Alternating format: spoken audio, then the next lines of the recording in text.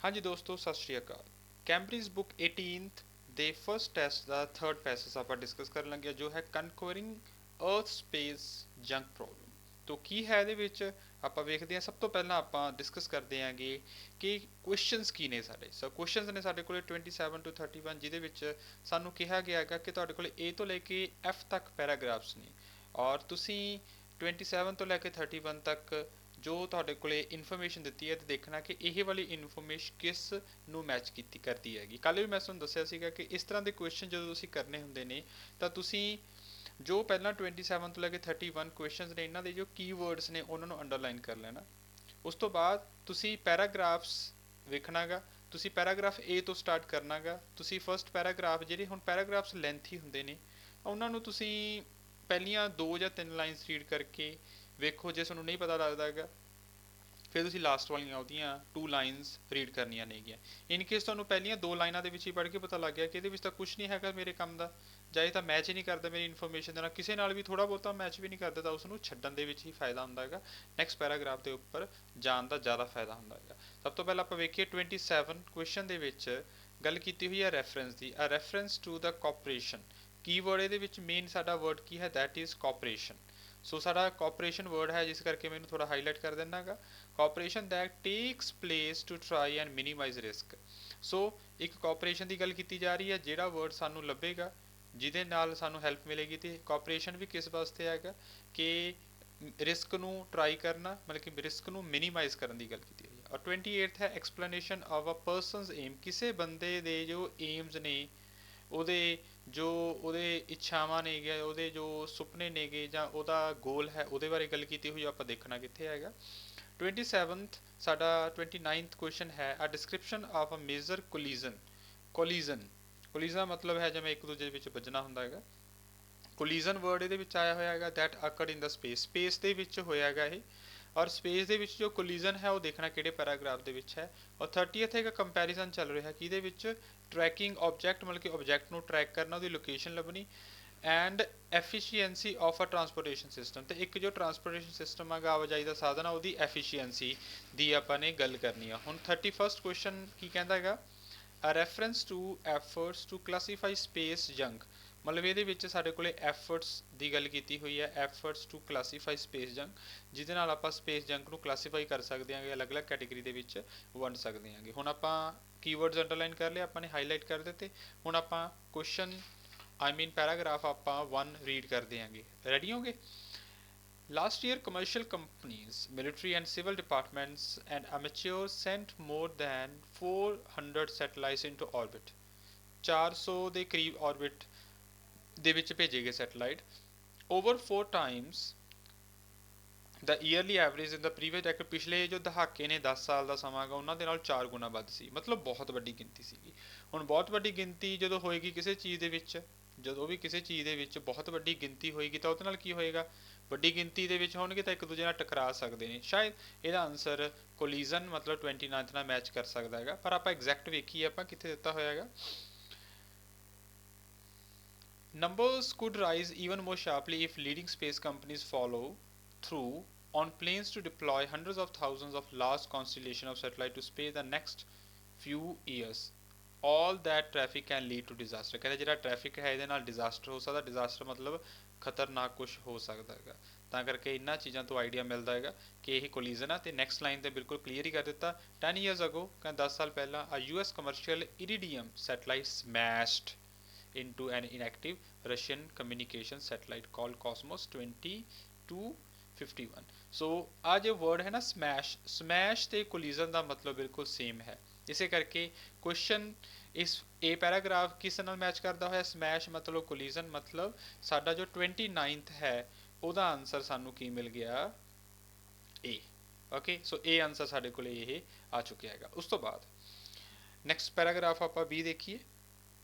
Concern about, ਮਤਲਬ ਚਿੰਤਾ ਦੀ ਗੱਲ ਹੈਗੀ। ਕੰਸਰਨ, ਹੁਣ ਚਿੰਤਾ ਵਾਲੀ ਗੱਲ ਇਹਦੇ ਵਿੱਚ ਆ ਗਈ ਹੈਗੀ।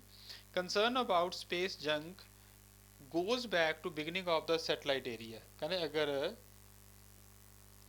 ਸੈਟਲਾਈਟ ਏਰੀਆ ਦੀ ਗੱਲ ਵੀ ਕਰੀਏ, ਸੈਟਲਾਈਟ ਐਰਾ ਦੀ ਗੱਲ ਵੀ ਕਰੀਏ, ਐਰਾ ਨਾਟ ਏਰੀਆ ਸੌਰੀ, ਐਰਾ ਮਤਲਬ ਜੇ ਸੈਟਲਾਈਟ ਸਮੇਂ ਦੀ ਆਪਾਂ ਗੱਲ ਕਰੀਏ ਜਦੋਂ ਸ਼ੁਰੂਆਤ ਹੋਇਆ ਸੀਗਾ, ਕਹਿੰਦੇ ਸਪੇਸ ਜੰਗ ਤਾਂ ਉਦੋਂ ਵੀ ਸੀਗਾ। ਸਪੇਸ ਜੰਗ ਮਤਲਬ ਸਪੇਸ ਦੇ ਵਿੱਚ ਜਿਹੜਾ ਕੂੜਾ ਕਰਕਟ ਵਗੈਰਾ ਇਕੱਠਾ ਹੋਇਆ ਪਿਆ ਹੈਗਾ ਉਹਦੀ ਗੱਲ ਕੀਤੀ ਹੋਈ ਹੈ। But the number of objects in orbit is rising so rapidly, ਇੰਨੀ ਫਾਸਟਲੀ ਇਹ ਇੰਨੀ ਰੈਪਿਡਲੀ ਇਹ ਵੱਧ ਰਹੇ ਨੇ that researchers are investigating new views of attacking the problem, ਕਿ ਰਿਸਰਚਰ ਲੱਭ ਰਹੇ ਨੇਗੇ, ਇਨਵੈਸਟੀਗੇਟ ਕਰ ਰਹੇ ਨੇ ਕਿ ਨਵੇਂ ਸਾਨੂੰ ਰਸਤੇ ਮਿਲ ਜਾਣ, ਨਵੇਂ ਸਾਨੂੰ ਤਰੀਕੇ ਮਿਲ ਜਾਣ ਤਾਂ ਕਿ ਆਪਾਂ ਇਸ ਸਮੱਸਿਆ ਦਾ ਹੱਲ ਕਰ ਸਕੀਏ, ਇਸ ਸਮੱਸਿਆ ਨੂੰ ਅਟੈਕ ਕਰ ਸਕੀਏ। ਅਟੈਕ ਕਰਨ ਦਾ ਮਤਲਬ ਕੀ ਹੈ, ਤੇ ਸਮੱਸਿਆ ਨੂੰ ਅਟੈਕ ਕਰਨ ਦਾ ਮਤਲਬ ਕਿ ਸਮੱਸਿਆ ਦਾ ਆਪਾਂ ਹੱਲ ਲੱਭ ਸਕੀਏ। ਠੀਕ ਹੈ ਜੀ। ਉਸ ਤੋਂ ਬਾਅਦ ਕੀ ਹੈ, several teams are trying to impose methods. ਦੇਖੋ several teams are trying to improve method ਦੀ ਗੱਲ ਕੀਤੀ ਹੋਈ ਹੈ ਇਹਦੇ ਵਿੱਚ। ਕੀ ਮੈਥਡ ਦੀ ਗੱਲ ਕੀਤੀ ਹੋਈ ਹੈ? ਫॉर ਅਸੈਸਿੰਗ, ਦੇਖਣ ਵਾਸਤੇ ਵਟ ਇਜ਼ ਇਨ ਆਰਬਿਟ, ਕਿ ਆਰਬਿਟ ਦੇ ਵਿੱਚ ਹੈ ਕੀ ਹੈਗਾ। ਜਦੋਂ ਆਪਾਂ ਚੀਜ਼ ਦੱਸ ਦਿੰਦੇ ਵੀ ਇਹਦੇ ਵਿੱਚ ਕੀ ਹੈ, ਉਹਦੇ ਵਿੱਚ ਕੀ ਹੈਗਾ, ਉਹ ਆਪਾਂ ਕਲਾਸੀਫਾਈ ਕਰਦੇ ਆਂਗੇ so that satellite operators can work more efficiently, ਤਾਂ ਕਿ ਜਿਹੜੇ ਸੈਟਲਾਈਟ ਆਪਰੇਟਰਸ ਨੇ ਹੋਰ ਬਹੁਤ ਸੋਹਣੇ ਢੰਗ ਦੇ ਨਾਲ ਉਹ ਕੰਮ ਕਰ ਸਕਣ ਇਨ ਐਵਰ ਮੋਰ ਕਰਾਊਡਡ ਸਪੇਸ। ਸੋ ਇਸ ਗੱਲ ਤੋਂ ਸਾਨੂੰ ਕੀ ਪਤਾ ਲੱਗਦਾ ਹੈਗਾ, ਜਿਹੜਾ ਆ ਕੀ ਹੈ, ਵਾਟ ਇਜ਼ ਇਨ ਆਰਬਿਟ, ਕਿ ਆਰਬਿਟ ਦੇ ਵਿੱਚ ਹੈ ਕੀ ਹੈ। ਜਦੋਂ ਆਪਾਂ ਇਹ ਚੈੱਕ ਕਰਾਂਗੇ ਆਰਬਿਟ ਦੇ ਵਿੱਚ ਕੀ ਕੁਛ ਹੈ, ਇਹਦਾ ਮਤਲਬ ਆਪਾਂ ਕਲਾਸੀਫਾਈ ਕਰ ਰਹੇ ਹਾਂ ਕਿ ਇਹਦੇ ਵਿੱਚ ਐਕਚੁਅਲੀ ਹੈ ਕੀ ਹੈਗਾ। ਹੁਣ ਇਹ ਵਰਡ ਕਿਹਦੇ ਨਾਲ ਮੈਚ ਕਰਦਾ ਹੈਗਾ, ਦੇਖੋ ਇਹ ਮੈਚ ਕਰਦਾ ਹੈਗਾ 31st ਵਿੱਚ, efforts to classify space junk. Classify ਕਰਨਾ ਆਪਾਂ ਨੇ ਸਪੇਸ ਜੰਕ ਨੂੰ, ਤੇ ਇਹਦੇ ਲਈ ਕੋਸ਼ਿਸ਼ ਕੀਤੀ ਜਾ ਰਹੀ ਹੈਗੀ। ਤੇ ਕੋਸ਼ਿਸ਼ ਕਰਨ ਵਾਲੀ ਗੱਲ ਵੀ ਸਾਡੇ ਕੋਲੇ ਕੀ ਹੈ, ਆਸੇ ਕਿ ਸੈਵਰਲ ਟੀਮਸ ਆਰ ਟਰਾਈਂਗ, ਠੀਕ ਹੈ ਜੀ, ਟਰਾਈ ਕਰ ਰਹੇ ਨੇਗੇ, ਤਾਂ ਕਰਕੇ ਇਹ ਵਾਲਾ ਜੋ ਆਨਸਰ ਹੈ 31st ਦਾ ਆਨਸਰ ਬੀ ਬਣ ਗਿਆ। ਦੇਖੋ ਕਿੰਨਾ ਸੌਖਾ ਸੀ, ਹੈਗਾ ਸੀ ਨਾ ਸੌਖਾ। ਹੁਣ ਆਪਾਂ ਕੀ ਕਰਨਾ ਹੈਗਾ, ਹੁਣ ਆਪਾਂ ਨੈਕਸਟ ਪੈਰਾਗ੍ਰਾਫ ਜੋ ਹੈ ਸੀ ਵਾਲੀ ਸਾਈਡ ਆਪਾਂ ਹੁਣ ਵਧਦੇ ਆਂਗੇ। ਸੀ ਪੈਰਾਗ੍ਰਾਫ ਦੇ ਵਿੱਚ ਕੀ ਲਿਖਿਆ ਹੋਇਆ ਹੈਗਾ, even as our ability to monitor space objects increases, so too does the total number of items in orbit। ਕਹਿੰਦੇ ਅਗਰ ਸਾਡੀ ਐਬਿਲਿਟੀ ਵੱਧਦੀ ਹੈਗੀ ਸਪੇਸ ਆਬਜੈਕਟ ਨੂੰ ਮੋਨੀਟਰ ਕਰਨ ਦੀ, ਦੇਖਣ ਵਾਸਤੇ ਵੀ ਕਿਹੜੀ ਚੀਜ਼ ਹੈ, ਇਹਦੇ ਨਾਲ ਕਹਿੰਦੇ ਉੱਥੇ ਫਿਰ ਚੀਜ਼ਾਂ ਵੀ ਵਧਣਗੀਆਂ ਹੀ, ਜਿਹੜੇ ਚੈੱਕ ਕਰਨ ਵਾਸਤੇ ਜਾਣਗੇ ਆਰਬਿਟ ਦੇ ਵਿੱਚ ਉਹ ਚੀਜ਼ਾਂ ਵੀ ਉੱਥੇ ਜਾਣਗੀਆਂ। ਇਹਦਾ ਮਤਲਬ ਕੀ ਹੈ, companies, governments and other players in space are collaborating. Collaborate ਕਰਨਾ, ਕੋਲੈਬੋਰੇਟ ਦਾ ਮਤਲਬ ਕੀ ਹੁੰਦਾ ਹੈਗਾ, ਇਕੱਠੇ ਹੋਣਾ। ਦੇਖੋ ਕਾਲੀ ਜਦੋਂ ਹੁੰਦੀ ਹੈਗੀ ਤਾਂ ਦੇਖੋ ਕੋਲੈਬੋਰੇਟ ਹੋਰ ਕਿਸੇ 'ਚ ਨਹੀਂ ਹੈਗਾ, ਇੱਧਰ 27 ਤੋਂ ਲੈ ਕੇ 31 ਦੇ ਵਿੱਚ ਸਿਰਫ ਇੱਕ ਦੇ ਵਿੱਚ ਆ, ਦੈਟ ਇਜ਼ ਕੋਆਪਰੇਸ਼ਨ। ਕੋਆਪਰੇਸ਼ਨ ਤੇ ਕੋਲੈਬੋਰੇਟ ਦਾ ਮਤਲਬ ਬਿਲਕੁਲ ਸੇਮ ਹੈ। ਤਾਂ ਹੁਣ ਕਹਿੰਦੇ ਵੀ ਕੰਪਨੀਜ਼, ਗਵਰਨਮੈਂਟ ਤੇ ਅਦਰ ਪਲੇਅਰਸ ਆਰ ਕੋਲੈਬੋਰੇਟਿੰਗ, ਇਕੱਠੇ ਹੋ ਰਹੇ ਨੇ in new ways to avoid a share threat, ਕਿ ਜਿਹੜਾ ਖਤਰਾ ਹੈ ਨਾ ਇਹਨੂੰ ਅਵੋਇਡ ਕਰਨ ਵਾਸਤੇ ਕੀ ਕਰ ਰਹੇ ਨੇਗੇ, ਉਹ ਇਕੱਠੇ ਹੋ ਰਹੇ ਨੇਗੇ। ਹੁਣ ਆਹ ਗੱਲ ਹੈ ਰੈਫਰੈਂਸ ਦੀ, a reference to the cooperation that takes place to try and minimise risk. ਠੀਕ ਹੈ ਜੀ। ਸੋ ਸਾਰਾ 27 ਦਾ ਆਨਸਰ ਸਾਨੂੰ ਕੀ ਮਿਲ ਗਿਆ, ਸੀ। ਉਸ ਤੋਂ ਬਾਅਦ ਹੈ ਕੁਐਸਚਨ ਨੰਬਰ ਸਾਡਾ ਪੈਰਾਗ੍ਰਾਫ, ਹੁਣ ਆਪਾਂ ਆਉਣੇ ਆਂਗੇ ਡੀ ਦੇ ਉੱਪਰ। ਡੀ ਪੜ੍ਹ ਕੇ ਵੇਖੀਏ, ਡੀ ਕੀ ਕਹਿੰਦਾ ਹੈਗਾ।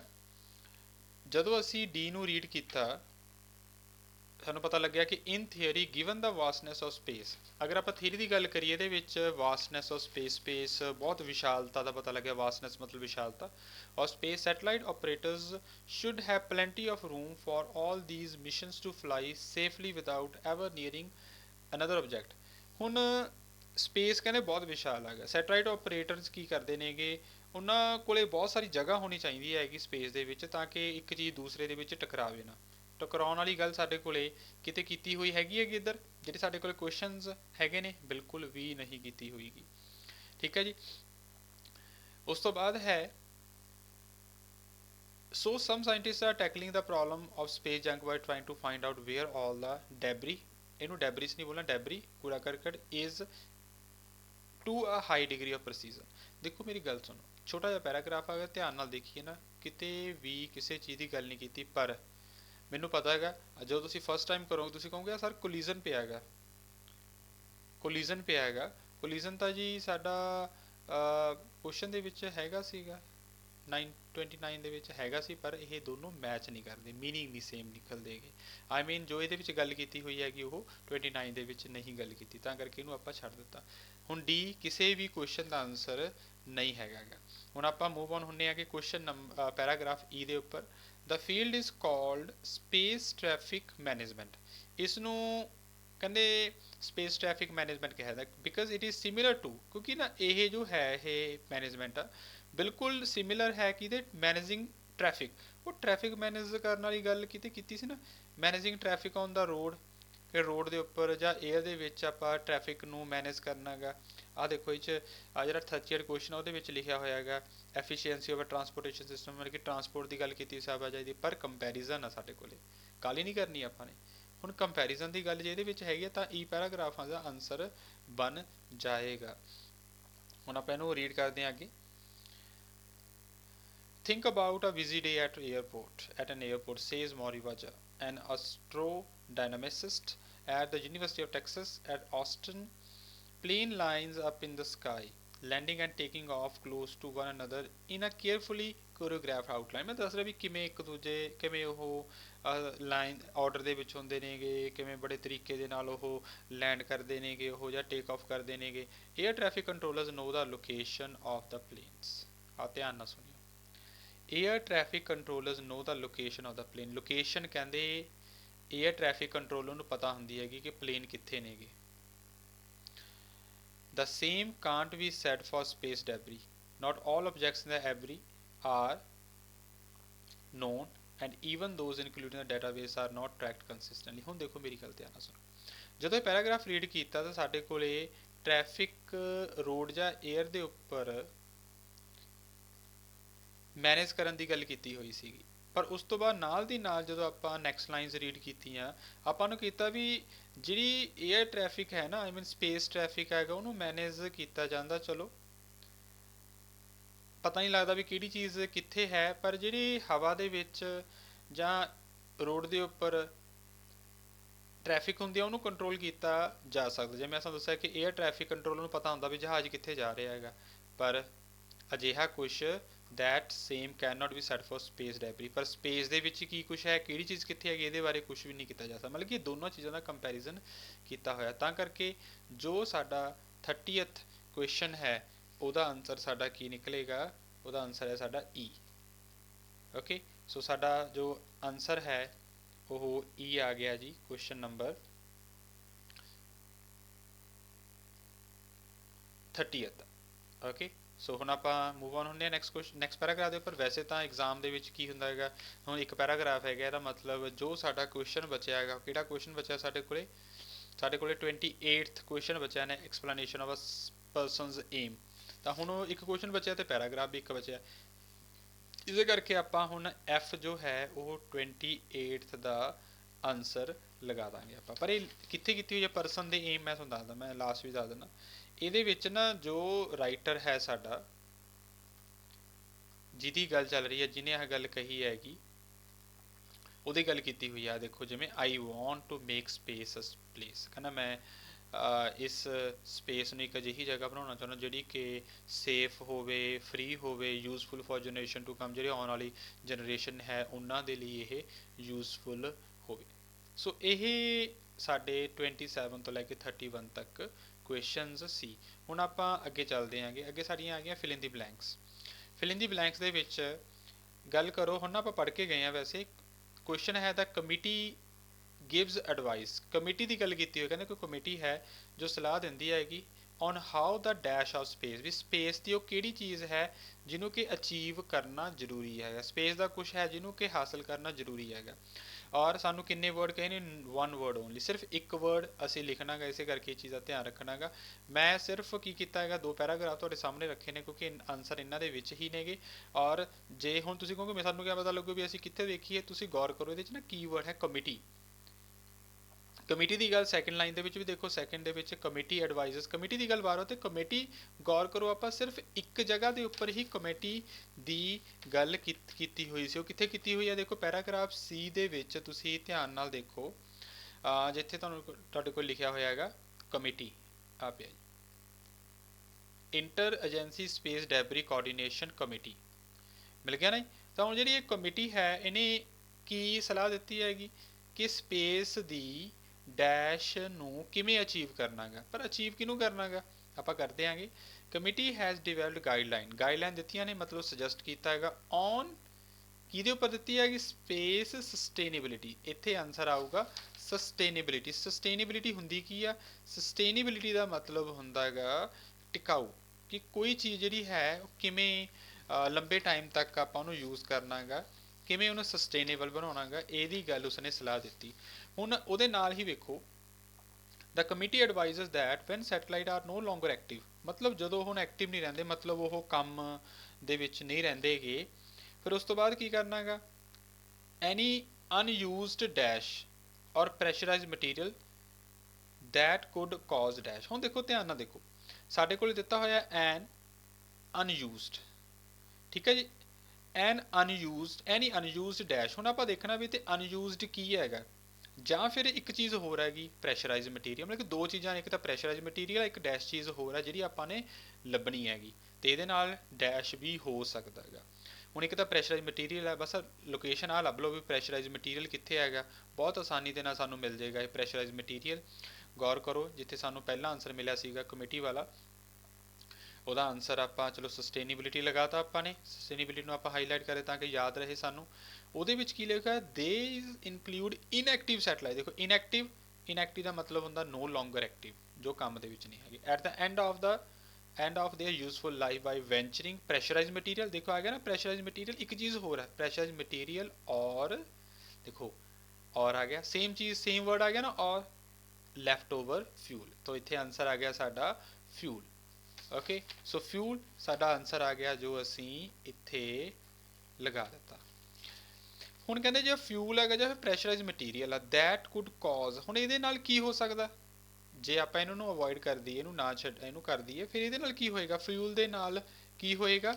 ਇਹਦੇ ਨਾਲ ਹੀ ਦੇਖੋ ਲਿਖਿਆ ਦੈਟ ਮਾਈਟ ਲੀਡ ਟੂ ਦਾ ਮਤਲਬ ਹੈ ਕਾਜ਼, ਕੀ ਕਰ ਸਕਦਾ ਇਹ? Lead to explosions. तो साडा इत्थे आंसर की बन गया? एक्सप्लोजनस। ओके, सो सानू क्वेश्चन मिल चुके। उस तो बाद बंदे नाम आ गया नैक्सट क्वेश्चन दे विच हॉलगर क्रैग। सो हॉलगर क्रैग साडा अगेन सी पैराग्राफ दे सानू दिख रहा है, हॉलगर क्रैग साडा पिया है। हुण हॉलगर क्रैग ने की कहा? Holger Craig points out that the operators that become dash, वो कहना जेडे ऑपरेटर डैश बन जाते नेगे, points out that the operators जेडे डैश हो जाते नेगे are unlikely prioritise removing the satellite from space. कहते भी जेडे ऑपरेटर डैश हो जाते हैं या डैश बन जाते नेगे, वो की करते नेगे, वो ना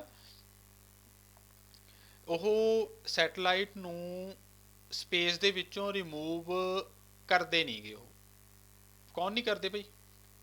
ਕੌਣ ਨਹੀਂ ਕਰਦੇਗੇ?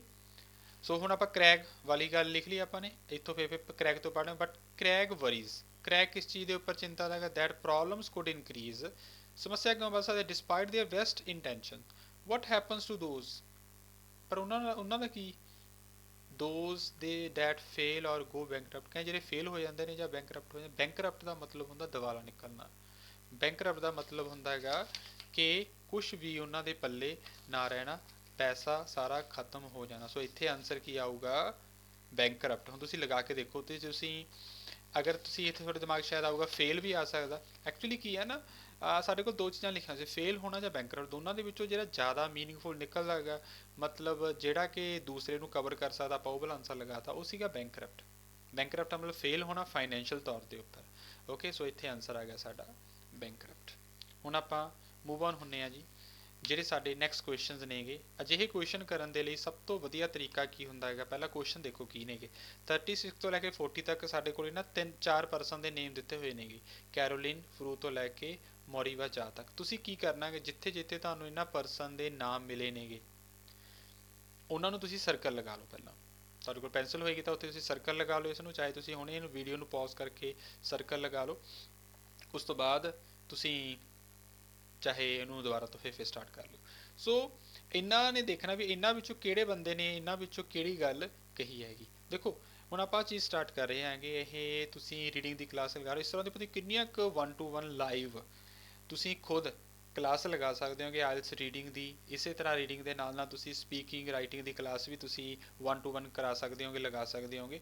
ਔਰ ਆਇਲਸ ਤੋਂ ਇਲਾਵਾ ਕੰਪਲੀਟ ਕੋਰਸ ਤੋਂ ਇਲਾਵਾ ਤੁਸੀਂ master grade English UGC net English ਦੀ ਤਿਆਰੀ ਵੀ ਆਪਣੇ ਤੋਂ ਕਰ ਸਕਦੇ ਹੋਗੇ। ਤਾਂ ਤੁਸੀਂ ਕੀ ਕਰਨਾ ਹੈ, ਡਿਸਕ੍ਰਿਪਸ਼ਨ ਬਾਕਸ ਦੇ ਵਿੱਚ ਤੁਹਾਡੇ ਕੋਲੇ ਦਿੱਤਾ ਹੋਇਆ ਹੈਗਾ ਕਿ ਤੁਸੀਂ ਕਿਵੇਂ ਸਾਡੇ ਨਾਲ ਜੁੜ ਸਕਦੇ ਹੋਗੇ। ਇਸ ਤੋਂ ਇਲਾਵਾ ਗੂਗਲ ਪਲੇ ਸਟੋਰ ਦੇ ਉੱਪਰ ਔਰ IOS ਦੇ ਵਿੱਚ ਐਪ ਸਟੋਰ ਦੇ ਵਿੱਚ ਵਿਦਿਆ ਕਲਾਸਿਸ ਦੀ ਮੋਬਾਈਲ ਐਪ ਹੈ, ਤੁਸੀਂ ਉੱਥੇ ਜਾਓ, ਸਰਚ ਕਰੋ ਤੇ ਤੁਸੀਂ ਸਰਚ ਕਰਨ ਤੋਂ ਬਾਅਦ ਉਸਨੂੰ ਡਾਊਨਲੋਡ ਕਰੋ। ਅਗਰ ਸਰਚ ਨਹੀਂ ਵੀ ਕਰਨਾ ਹੈਗਾ, ਡਿਸਕ੍ਰਿਪਸ਼ਨ ਬਾਕਸ ਦੇ ਵਿੱਚ ਹੇਠਾਂ ਐਪ ਦਾ ਲਿੰਕ ਦਿੱਤਾ ਹੋਇਆ ਹੈਗਾ, ਤੁਸੀਂ ਉਹ ਲਿੰਕ ਦੇ ਉੱਪਰ ਜਾਓ, ਉਸ ਨੂੰ ਕਲਿੱਕ ਕਰੋ ਤੇ ਐਪ ਨੂੰ ਡਾਊਨਲੋਡ ਕਰਕੇ ਸਾਡੇ ਨਾਲ ਜੁੜੋ।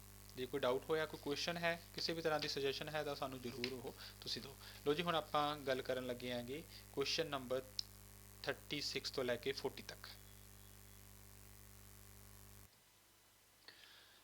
ਹਾਂਜੀ, ਆਪਾਂ ਗੱਲ ਕਰ ਰਹੇ ਸੀ ਕਿ ਜਿਹੜੇ ਲਾਸਟ ਵਾਲੇ ਸਾਡੇ ਕੁਐਸਚਨਸ ਨੇਗੇ ਉਹਨਾਂ ਨੂੰ ਅਸੀਂ ਕਿਵੇਂ ਕਰਨਾ ਹੈਗਾ। ਕਿਵੇਂ ਕਰਨਾ ਆਪਾਂ ਨੇ, ਜਦੋਂ ਵੀ ਅਸੀਂ ਸੋਲਵ ਕਰਨੇ ਆਗੇ ਕੁਐਸਚਨ ਜਿਵੇਂ A ਤੋਂ ਲੈ ਕੇ D ਤੱਕ, ਤਾਂ ਸਭ ਤੋਂ ਪਹਿਲਾਂ ਤੁਸੀਂ ਕੀ ਕਰਨਾ, ਹਾਈਲਾਈਟ ਕਰ ਲੈਣਾ, ਸਰਕਲ ਲਗਾ ਲੈਣਾ ਜਿਵੇਂ ਮੈਂ ਤੁਹਾਨੂੰ ਹੁਣੇ ਕਿਹਾ ਸੀਗਾ। ਤਾਂ ਆਪਾਂ ਕਰਦੇ ਹਾਂ, ਸਭ ਤੋਂ ਪਹਿਲਾਂ B ਪੈਰਾਗ੍ਰਾਫ ਦੇ ਵਿੱਚ ਗੌਰ ਕਰੋ ਤੁਸੀਂ। B ਪੈਰਾਗ੍ਰਾਫ ਦੇ ਵਿੱਚ ਸਾਨੂੰ ਕੀ ਦਿੱਤਾ ਹੋਇਆ ਹੈਗਾ, B ਪੈਰਾਗ੍ਰਾਫ ਦੇ ਵਿੱਚ ਸਾਡੇ ਕੋਲ ਦਿੱਤਾ ਹੋਇਆ ਹੈਗਾ ਕੈਰੋਲਿਨ ਫਰੂ, ਜੋ ਕਿ ਸਾਡਾ ਆਪਸ਼ਨ A ਹੈ। ਹੁਣ ਕੀ ਕਰਨਾ, ਜਦੋਂ ਵੀ ਤੁਹਾਨੂੰ ਇਹ ਪਰਸਨ ਮਿਲ ਜੇ, ਜੋ ਵੀ ਪਰਸਨ ਸਾਡੇ ਕੋਲ ਦਿੱਤਾ ਹੋਇਆ ਹੈਗਾ ਜਾਂ ਕਿਸੇ ਚੀਜ਼ ਦਾ ਨਾਮ ਦਿੱਤਾ ਹੋਇਆ ਹੈਗਾ ਆਪਸ਼ਨ ਦੇ ਵਿੱਚ, ਤਾਂ ਉਹ ਸਾਰੀ ਲਾਈਨ ਰੀਡ ਕਰ ਲੈਣੇ। ਹੁਣ ਇਹ ਸਾਰੀ ਲਾਈਨ ਸਾਡੀ ਕਿੱਥੇ ਬਣੇਗੀ, ਇਫ ਤੋਂ। If we go on like this, ਕਹਿੰਦੇ ਅਗਰ ਅਸੀਂ ਇਸੇ ਤਰ੍ਹਾਂ ਕਰਦੇ ਰਹੇ, we will reach a point of no return। ਇਹਦਾ ਮਤਲਬ ਕੀ ਆ, we will reach a point of no return, ਮਤਲਬ ਅਸੀਂ ਅਜਿਹੀ, ਇਹਦਾ ਮਤਲਬ ਕੀ ਹੈ, ਅਸੀਂ ਅਜਿਹੀ ਜਗ੍ਹਾ ਦੇ ਉੱਪਰ ਪਹੁੰਚ ਜਾਾਂਗੇ ਜਾਂ ਅਜਿਹੀ ਸਿਚੁਏਸ਼ਨ ਦੇ ਵਿੱਚ ਆ ਜਾਾਂਗੇ ਜਿੱਥੋਂ ਵਾਪਸ ਮੁੜਨਾ, ਮਤਲਬ ਜਿਸ ਦਾ ਹੱਲ ਕਰਨਾ ਬਹੁਤ ਮੁਸ਼ਕਿਲ ਹੈਗਾ ਜਾਂ ਉਹਦਾ ਹੱਲ ਹੋਏਗਾ ਹੀ ਨਹੀਂ। ਸਾਡਾ ਜਿਹੜਾ ਇਹ ਕੁਐਸਚਨ ਹੈਗਾ ਕਿਹਦੇ ਨਾਲ ਰਿਲੇਟਡ ਹੈਗਾ, ਇਹ ਸਾਡਾ ਜਿਹੜਾ ਆਪਸ਼ਨ ਹੈ 40th ਦੇ ਨਾਲ ਰਿਲੇਟਡ ਹੈ। ਕਿਵੇਂ 40th ਦੇ ਨਾਲ ਕਿਵੇਂ ਰਿਲੇਟਡ ਹੈ, ਗੌਰ ਕਰੋ। ਉਹ 'ਚ ਲਿਖਿਆ देयर इज अ रिस्क, ਕੀ ਰਿਸਕ ਹੈਗਾ, there is a risk we will not be able to undo। ਦੇਖੋ we will not be able to undo, ਅਸੀਂ ਉਹ ਨਹੀਂ ਕਰ ਸਕਾਂਗੇ ਦਾ ਡੈਮੇਜ, ਉਹ ਨੁਕਸਾਨ ਨੂੰ that occurs in space, ਜਿਹੜਾ ਕਿ ਸਪੇਸ ਦੇ ਵਿੱਚ ਹੋ ਰਿਹਾ ਹੈਗਾ। ਠੀਕ ਹੈ, ਕਹਿੰਦਾ ਜਿਹੜਾ ਨੁਕਸਾਨ ਸਪੇਸ ਦੇ ਵਿੱਚ ਹੋ ਰਿਹਾ, ਕਹਿੰਦੇ ਅਸੀਂ ਉਸ ਨੂੰ ਅਨਡੂ ਨਹੀਂ ਕਰ ਸਕਾਂਗੇ। ਉਹ ਸਾਨੂੰ ਕਿਵੇਂ ਪਤਾ ਲੱਗਿਆ, ਇੱਥੇ ਮੈਂ ਦੁਬਾਰਾ ਫਿਰ ਤੁਹਾਡੇ ਲਈ ਪੜ੍ਹਦਾ, ਮੈਂ ਇੱਥੇ ਕੀ ਲਿਖਿਆ, ਆਲਟਰਨੇਟਿਵ ਮੈਨੀ ਸੇ ਇਜ਼ ਅਨਥਿੰਕੇਬਲ, ਕਹਿੰਦਾ ਵੀ ਇਹਦਾ ਬਦਲਾ ਨਹੀਂ ਹੈਗਾ। Just a few uncontrolled space crashes, ਕਹਿੰਦੇ ਅਗਰ ਥੋੜੇ ਜਿਹੇ ਵੀ ਕ੍ਰੈਸ਼ਸ ਹੋ ਗਏ ਜਿਹਦੇ ਉੱਪਰ ਕੋਈ ਕੰਟਰੋਲ ਨਹੀਂ ਹੈਗਾ, ਵੁੱਡ ਜਨਰੇਟ ਇਨਫ ਡੈਬਰੀ, ਕਹਿੰਦਾ ਉਹਦੇ ਨਾਲ ਬਹੁਤ ਇੰਨਾ ਕੁ ਜ਼ਿਆਦਾ ਡੈਬਰੀ, ਮਤਲਬ ਕੂੜਾ ਬਣ ਜਾਏਗਾ, ਕੂੜਾ ਕਰਕਟ ਉੱਥੇ ਆ ਜਾਏਗਾ, to set off a runaway cascade of fragment, ਕਹਿੰਦੇ ਜਿਸ 'ਚ ਛੋਟੇ ਛੋਟੇ ਟੁੱਟੇ ਕੇ ਕਿੰਨੇ ਕੁ ਰਸਤੇ ਹੋ ਜਾਣਗੇ ਜਿੱਥੋਂ ਲੰਘਿਆ ਨਹੀਂ ਜਾਣਾ, ਰੈਂਡਰਿੰਗ ਨੀਅਰ ਅ ਸਪੇਸ ਅਨਯੂਜ਼ੇਬਲ, ਜਿੱਥੇ ਕਿ ਅਨਯੂਜ਼ੇਬਲ ਚੀਜ਼ਾਂ ਬੰਦੀ ਕਿੰਨੀਆਂ ਕੁ ਜ਼ਿਆਦਾ ਹੋ ਜਾਣਗੀਆਂ, ਇੱਥੇ ਘੁੰਮਦੇ ਰਹਿਣਗੇ, ਰੈਂਡਰ ਕਰਦੇ ਰਹਿਣਗੇ, ਕੋਈ ਚੀਜ਼ ਇੱਧਰ ਆ ਕਿਤੇ ਇੱਧਰ ਹੈਗਾ। So if we go on like, ਕਹਿੰਦਾ ਅਗਰ ਅਜਿਹਾ we will reach a point of no return, ਤਾਂ ਤੁਸੀਂ ਯਾਦ ਰੱਖੋ ਅਸੀਂ ਅਜਿਹੀ ਜਗ੍ਹਾ ਦੇ ਉੱਪਰ ਆ ਜਾਵਾਂਗੇ ਜਿੱਥੇ ਆਪਾਂ ਵਾਪਸ ਵੀ ਨਹੀਂ ਆ ਸਕਦੇ। ਆਈ ਗੱਲ ਸਮਝ ਦੇ ਵਿੱਚ।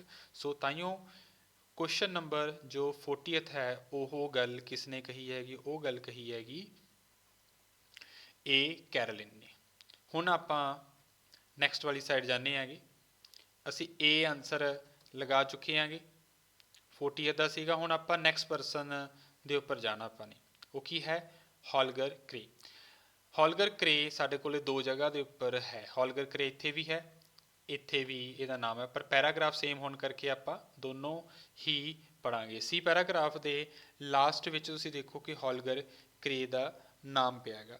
ਹੁਣ ਨਾ ਇੱਕ ਚੀਜ਼ ਇੱਥੇ ਦੱਸਣੀ ਰਹਿ ਗਈ ਸੀਗੀ, ਤੁਸੀਂ ਦੇਖੋ ਆਪਸ਼ਨ ਦੇ ਵਿੱਚ ਲਿਖਿਆ ਹੋਇਆ ਹੈਗਾ N ਵੀ ਲਿਖਿਆ ਹੋਇਆ, ਮਤਲਬ ਤੁਸੀਂ ਇੱਕ ਆਪਸ਼ਨ ਇੱਕ ਤੋਂ ਵੱਧ ਵਾਰ ਯੂਜ਼ ਕਰ ਸਕਦੇ ਹੋ ਜੇ ਤੁਸੀਂ ਕਰਨਾ ਚਾਹੁੰਦੇ ਹੋ ਤਾਂ। ਓਕੇ, ਹੁਣ ਆਪਾਂ ਰੀਡ ਕਰਦੇ ਹਾਂ ਹੋਲਗਰ ਕਰੇ ਦੀ ਜਿਹੜੀ ਜਿੱਥੇ ਆਇਆ ਹੋਇਆ ਉਹਦੀ ਸਾਰੀ ਲਾਈਨ ਆਪਾਂ ਰੀਡ ਕਰਦੇ ਆਂਗੇ। ਕੀ ਲਿਖਿਆ ਹੋਇਆ, ਬਟ ਸੋ ਫਾਰ, ਕਹਿੰਦੇ ਹੁਣ ਤੱਕ only about half of all missions, ਜਿੰਨੇ ਵੀ ਮਿਸ਼ਨ ਨੇਗੇ have avoided by the 25 year goal, ਕਹਿੰਦੇ ਜਿਹੜੇ 25 ਸਾਲਾਂ ਦਾ ਜਿਹੜਾ ਗੋਲ ਹੈ ਉਹਦੇ ਵਿੱਚੋਂ ਜਿੰਨੇ ਵੀ ਹੁਣ ਤੱਕ ਮਿਸ਼ਨਸ ਹੋਏ ਨੇਗੇ, ਹੈਡ ਆਫ ਦਾ ਯੂਰਪੀਅਨ, ਕਿਹਨੇ ਕਿਹਾ, says Holger Krag, head of the European space agency's space debris office in Darmstadt Germany, operator of the planned large constellation of. ਦੇਖੋ ਹੁਣ ਗੱਲ ਗੌਰ ਕਰੋ, ਹਜੇ ਨਾ ਅਧੂਰੀ ਲਾਈਨ ਹੈ ਕਿਉਂਕਿ ਇਹਦਾ जो ਇਹਦੀ ਇੱਕ ਲਾਈਨ ਹੈਗੀ ਸਾਡੀ ਪਿੱਛੇ ਪਈ ਹੈਗੀ, ਉਹਦੇ ਵਿੱਚ ਕੀ ਸੀਗਾ ਲਾਈਨ, ਆਪਾਂ ਸਟਾਰਟਿੰਗ ਤੋਂ ਪੜ੍ਹਦੇ ਆਂਗੇ। ਦੋਜ਼ ਇਨਕਲੂਡ, ਇੱਥੋਂ ਪੜ੍ਹ ਰਹੇ ਹਾਂ, those include inactivating satellites at the end of their useful life by venting pressurized materials or leftover fuel that might lead to explosions।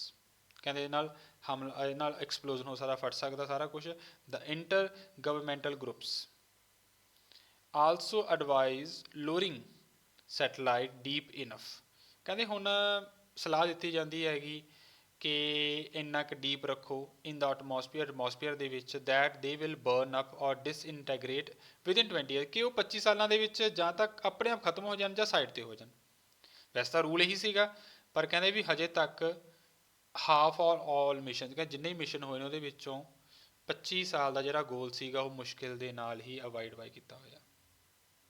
ਮਤਲਬ ਜਿੰਨੇ ਵੀ ਮਿਸ਼ਨ ਹੁਣ ਤੱਕ ਹੋਏ ਨੇਗੇ ਉਹਨਾਂ ਵਿੱਚੋਂ ਸਿਰਫ ਅੱਧਿਆਂ ਨੇ 25 ਸਾਲ ਵਾਲਾ ਗੋਲ ਜਿਹੜਾ ਹੈ ਉਹ ਪੂਰਾ ਕੀਤਾ। ਇਹਦਾ ਮਤਲਬ ਕੀ ਹੈ, ਜੋ ਰੂਲ ਕਹੇ ਗਏ ਸੀ ਫੋਲੋ ਕਰਨ ਵਾਸਤੇ ਉਹ ਰੂਲ ਫੋਲੋ ਨਹੀਂ ਕੀਤੇ ਗਏ।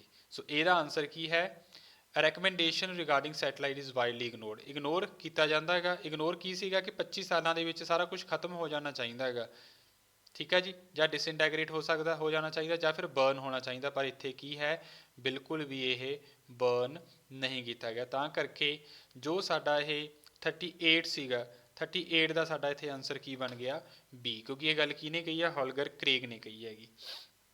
ਓਕੇ, ਹੁਣ ਮੂਵ ਔਨ ਹੁੰਦੇ ਆਗੇ ਆਪਾਂ। ਨੈਕਸਟ ਪੈਰਾਗ੍ਰਾਫ ਜੋ ਡੀ ਹੈ ਉਹਦੇ ਵਿੱਚ ਮੈਰਲਿਨ ਸੋਰਜ ਲਿਖਿਆ ਹੋਇਆ, ਮੈਰਲਿਨ ਸੋਰਜ। ਹੁਣ ਇਹ ਵਾਲੀ ਲਾਈਨ ਵੀ ਆਪਾਂ ਜਿਹੜੀ ਹੈ ਸਾਰੀ ਰੀਡ ਕਰਾਂਗੇ। ਛੋਟਾ ਜਿਹਾ ਪੈਰਾਗ੍ਰਾਫ ਆ, ਲੋਡ ਪੈਨ ਦੇ ਉੱਪਰ ਆਪਾਂ ਸਾਰਾ ਵੀ ਪੜ੍ਹ ਸਕਦੇ ਆਂਗੇ। ਇਹ ਕੀ ਲਿਖਿਆ ਹੋਇਆ ਸਾਡਾ ਇੱਥੇ, ਮਾਰਲਿਨ ਸੋਰਜ, ਜਿਵੇਂ ਪੜ੍ਹ ਲਈ ਆਪਾਂ, ਇੱਥੋਂ ਪੜ੍ਹ ਲਈਏ, ਦੈਟ ਵੁੱਡ ਐਲੀਵੀਏਟ, ਘਟਾ ਦੇਗਾ, the need for many of the unnecessary maneuvers that are carried out to avoid potential collision। ਕਹਿੰਦੇ ਅਗਰ ਅਜਿਹਾ ਕੀਤਾ ਗਿਆ ਜਿਹੜਾ ਨਾ ਕੋਲੀਜ਼ਨ ਹੋ ਰਹੀ ਹੈਗੀ, ਮਤਲਬ ਜਿਹੜਾ ਟਕਰਾਵ ਹੋ ਰਿਹਾ ਹੈਗਾ ਸਪੇਸ ਦੇ ਵਿੱਚ ਸੈਟਲਾਈਟ ਦਾ, ਉਹ ਕਹਿੰਦੇ ਘਟ ਜਾਏਗਾ। that are carried out, ਉਹ ਕੀ ਹੈ, ਉਹਦੇ ਨਾਲ ਘਟ ਜਾਏਗਾ। if you know precisely where they are, ਕਹਿੰਦੇ ਜੇ ਤੁਹਾਨੂੰ ਪਤਾ ਵੀ ਉਹ ਹੈ ਕਿੱਥੇ ਨੇਗੇ, ਕਹਿੰਦੇ ਅਗਰ ਤੁਹਾਨੂੰ ਇਹ ਪਤਾ ਲੱਗ ਜੇ ਕਿ ਉਹ ਹੈ ਕਿੱਥੇ ਹੈਗੇ, ਹੈ ਮਤਲਬ ਕੀ ਹੈ, ਵੇਅਰ ਦੇ ਆਰ, ਵੇਅਰ ਦਾ ਮਤਲਬ ਹੁੰਦਾ ਲੋਕੇਸ਼ਨ ਵਾਸਤੇ, ਜਗ੍ਹਾ ਬਾਰੇ ਵੀ ਇਹ ਹੈ ਕਿੱਥੇ ਹੈਗਾ। ਓਕੇ, ਸੋ ਕਹਿੰਦੇ ਅਗਰ ਤੁਹਾਨੂੰ ਇਹ ਪਤਾ ਲੱਗਿਆ, you would almost never have a problem, ਕਹਿੰਦੇ ਵੁੱਡ ਦਾ ਮਤਲਬ ਫਿਊਚਰ ਦੀ ਗੱਲ ਹੈ, ਕਹਿੰਦਾ ਕੋਈ ਪ੍ਰੋਬਲਮ ਤੁਹਾਨੂੰ ਹੋਏਗੀ ਹੀ ਨਹੀਂ। ਓਕੇ, ਕਹਿੰਦਾ ਜੇ ਤੁਹਾਨੂੰ ਇਹ ਪਤਾ ਲੱਗ ਜੇ ਵੀ ਉਹ ਹੈ ਕਿੱਥੇ ਨੇਗੇ, ਲੈਫਟ ਓਵਰ ਜਾਂ ਫਿਰ ਜਿਹੜੇ ਸੈਟਲਾਈਟ ਹੈ ਕਿੱਥੇ ਨੇਗੇ, ਤਾਂ you would almost never have a problem, ਤੁਹਾਨੂੰ ਕਦੇ ਕੋਈ ਸਮੱਸਿਆ ਨਹੀਂ ਆਉਣੀ। ਇਹ ਗੱਲ ਕਿਹਨੇ ਕਿ ਮਾਰ ਲੈਣਾ। ਸੋ ਸਾਨੂੰ ਦੋ ਚੀਜ਼ਾਂ ਕਹੀਆਂ, ਜਿਹੜਾ ਕਿ ਸਾਡਾ ਮੈਚ ਕਿਤੇ ਨਾਲ ਕਰਦਾ 36 ਦੇ ਨਾਲ ਸਾਡਾ ਇਹ ਮੈਚ ਕਰਦਾ ਹੈਗਾ। 36 ਦਾ ਆਨਸਰ ਸੀ ਹੈ। ਕਿਵੇਂ ਬਣ ਗਿਆ ਦੇਖੋ, 36 ਦੇ ਵਿੱਚ ਕੀ ਲਿਖਿਆ ਹੋਇਆ ਹੈਗਾ, ਇਹੀ ਕਿਹਾ ਗਿਆ ਇਹਦੇ ਵਿੱਚ, knowing the exact location. Knowing the exact location ਮਤਲਬ where everything was of space junk would help prevent ਦਾ ਮਤਲਬ ਹੈ ਅਵੋਇਡ ਹੋਏਗਾ, ਬਚ ਜਾਾਂਗੇ, ਐਨੀ ਪੋਸੀਬਲ ਡੇਂਜਰ, ਵੀ ਜਿਹੜਾ ਵੀ ਕੋਈ ਪੋਸੀਬਲ ਡੇਂਜਰ ਹੈ ਉਸ ਤੋਂ ਬਚ ਜਾਾਂਗੇ। ਇਹੀ ਚੀਜ਼ ਸਾਨੂੰ ਇੱਥੇ ਕਹੀ ਗਈ ਹੈ। ਹੁਣ ਸਾਡੇ ਕੋਲੇ ਨੈਕਸਟ ਪੈਰਾਗ੍ਰਾਫ ਈ ਦੇ ਵਿੱਚ ਮੋਰੀਵਾਜਾ ਆ ਗਈ। ਦੇਖੋ ਮੈਂ ਵੀ ਨਾ ਕੀ ਕੀਤਾ, ਤੁਸੀਂ ਵੀ ਐਂ ਕਰਨਾ, ਤੁਸੀਂ ਇਹਨਾਂ ਨੂੰ ਅੰਡਰਲਾਈਨ ਕਰ ਲੈਣਾ ਹੈਗਾ ਜਾਂ ਸਰਕਲ ਲਗਾ ਦਿਓ ਤਾਂ ਕਿ ਪਤਾ ਲੱਗ ਸਕੇ ਕਿ ਵੀ ਇਹ ਚੀਜ਼ਾਂ ਇੱਥੇ ਨੇ। ਤੇ ਉਹਦੇ ਜਿੱਥੇ ਵੀ ਚੀਜ਼ ਸਟਾਰਟ ਹੁੰਦੀ ਹੈ ਉਹ ਸਾਰੀ ਲਾਈਨ ਪੜ੍ਹ ਲਓ, ਉਹਦੀ ਅੱਗੇ ਵਾਲੀ ਲਾਈਨ ਵੀ ਪੜ੍ਹ ਲਓ, ਉਹਦੀ ਪਿਛਲੀ ਵਾਲੀ ਲਾਈਨ ਵੀ ਪੜ੍ਹ ਲਓ। ਹੁਣ ਇਹ ਵਾਲੀ ਗੱਲ ਜਿਹੜੀ ਹੈ ਮੋਰੀਵਾਜਾ ਦੀ, ਈ ਪੈਰਾਗ੍ਰਾਫ ਦੇ ਵਿੱਚ ਜੋ ਹੈ ਮੋਰੀਵਾਜਾ, ਹੁਣ ਮੋਰੀਵਾਜਾ ਵਾਲੀ ਲਾਈਨ ਮੈਂ ਸਾਰੀ ਪੜ੍ਹੂੰਗਾ ਮੈਂ। Think about a busy day at an airport, says Morivaja, an astrodynamics at the University of Texas at Austin. Planes line up in the sky। ਮਤਲਬ ਉਹ ਨਾ ਜੋ ਏਅਰ ਟ੍ਰੈਫਿਕ ਹੈ ਉਹਦੀ ਗੱਲ ਕੀਤੀ ਜਾ ਰਹੀ ਹੈ। ਕਹਿੰਦੇ ਜਿਹੜੇ ਪਲੇਨਸ ਨੇਗੇ ਅਸਮਾਨ ਦੇ ਵਿੱਚ ਜੋ ਲੈਂਡ ਕਰਦੇ ਨੇ ਜਾਂ ਟੇਕ ਆਫ ਕਰਦੇ ਨੇਗੇ, ਇਹ ਨਾ ਐਂ ਲੱਗਦਾ ਜਿਵੇਂ ਇਨ ਅ ਕੇਅਰਫੁਲੀ ਕੋਰੀਓਗ੍ਰਾਫ ਰੂਟੀਨ, ਮਤਲਬ ਕਿ ਪੂਰਾ ਪ੍ਰੋਪਰ ਰੂਟੀਨ ਹੁੰਦਾ ਹੈਗਾ, ਐਗਜ਼ੈਕਟ ਹੁੰਦਾ, ਆਰਡਰ ਦੇ ਵਿੱਚ ਹੁੰਦਾ, ਹੁਣ ਕੀ ਕਰਨਾ, ਹੁਣ ਕਿਹੜਾ ਜਹਾਜ਼ ਉੱਪਰ ਜਾਏਗਾ, ਕਿਹੜਾ ਹੇਠਾਂ ਉਤਰੇਗਾ, ਇਹ ਚੀਜ਼ਾਂ। Air traffic controllers know the location of the plane. Actually ਕੀ ਹੁੰਦਾ ਨਾ, ਜਿਹੜਾ ਏਅਰ ਟ੍ਰੈਫਿਕ ਕੰਟਰੋਲ ਉਹਨਾਂ ਨੂੰ ਲੋਕੇਸ਼ਨ ਪਤਾ ਹੁੰਦੀ ਹੈ ਪਲੇਨ ਦੀ, ਕਿ ਕਿੱਥੇ ਕਿਹੜਾ ਪਲੇਨ ਹੈ, ਟੂ 1 ਮੀਟਰ ਇਨ ਐਕੂਰੇਸੀ, ਮਤਲਬ ਕਿ 1 ਮੀਟਰ ਤੱਕ ਦੀ ਵੀ ਐਕੂਰੇਸੀ ਦਾ ਪਤਾ ਹੁੰਦਾ ਉਹਨਾਂ ਨੂੰ।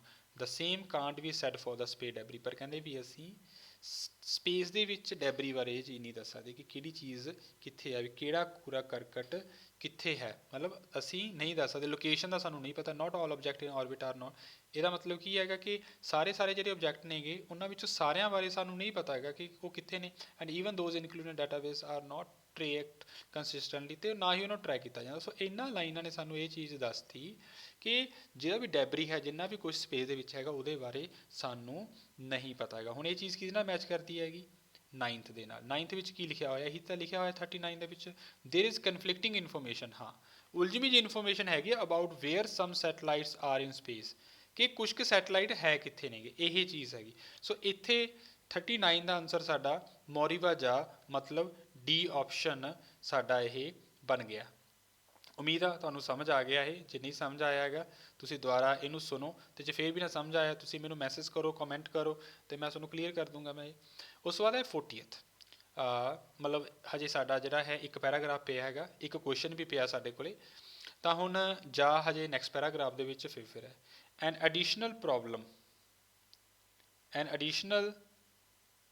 problem is that there is no authoritative catalog that accurately lists the orbits of all known। ਵੈਸੇ ਨਾ ਹੁਣ ਐਂ ਕਰੋ, ਕੁਐਸਚਨ ਜਿਹੜਾ ਰਹਿੰਦਾ ਸਾਡਾ ਇੱਕ ਵਾਰੀ ਉਹ ਵੇਖ ਲਓ ਤੁਸੀਂ, ਠੀਕ ਹੈ ਜੀ। ਜਿਹੜਾ ਕੁਐਸਚਨ ਸਾਡਾ ਪਿਆ ਹੈਗਾ ਇੱਕ ਵਾਰੀ ਆਪਾਂ ਉਹ ਵੇਖੀਏ। ਆਪਾਂ